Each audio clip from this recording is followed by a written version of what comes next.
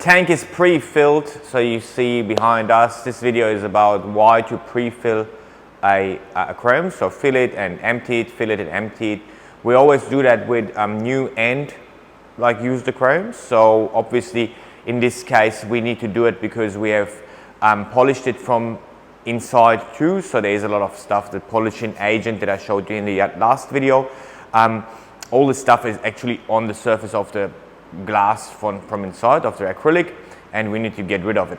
You can see that color is pretty blue too, so it's kind of, you know, the residue that is on there too. So we fill the tank, empty it, fill the tank, all fresh water, empty it, and I will show you in a second also behind that aquarium we had put like little caps on that screw, kind of in-screw connectors, so we don't lose the water.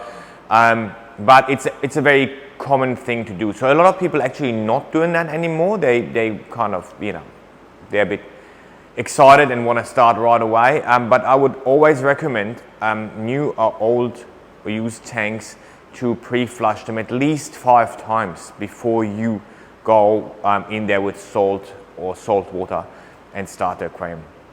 And there's a reason for that. I think it was like 8 to 9 years ago when Vincent Thomas from the UK, from Aquarium Connections, a great tank builder, so he's building glass aquariums. He called me and said, mate, I think I know where sometimes that tin is coming from. So if you have a glass tank, this is even more important to do than when you have an acrylic tank.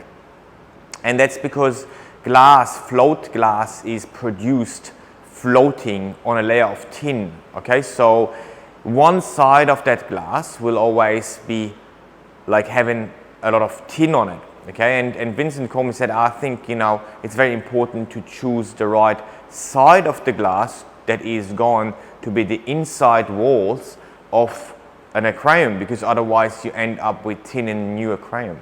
And we found out actually that this is true. So we did the testing on it. We found out that there is a tin issue with new aquariums back then, like 8, 9, 10 years ago.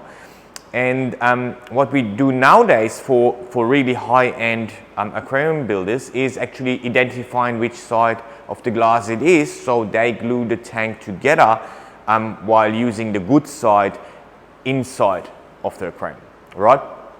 So what you can do though, if you do not have like a aquarium builder that is doing it that way, and he just put it together, that would be a standard way, people wouldn't know, they just put it together, whatever. To reduce the chance of having too much tin in a new aquarium, I would just, you know, fill it 5 times, like so I would do it anyway, and then clean it with a little sponge from inside, like just give it a scrub, every inner part of the glass, and then you should be fine. If you have any questions to that, just write them underneath here or anything else, and give me a thumbs up. See you in the next video, guys.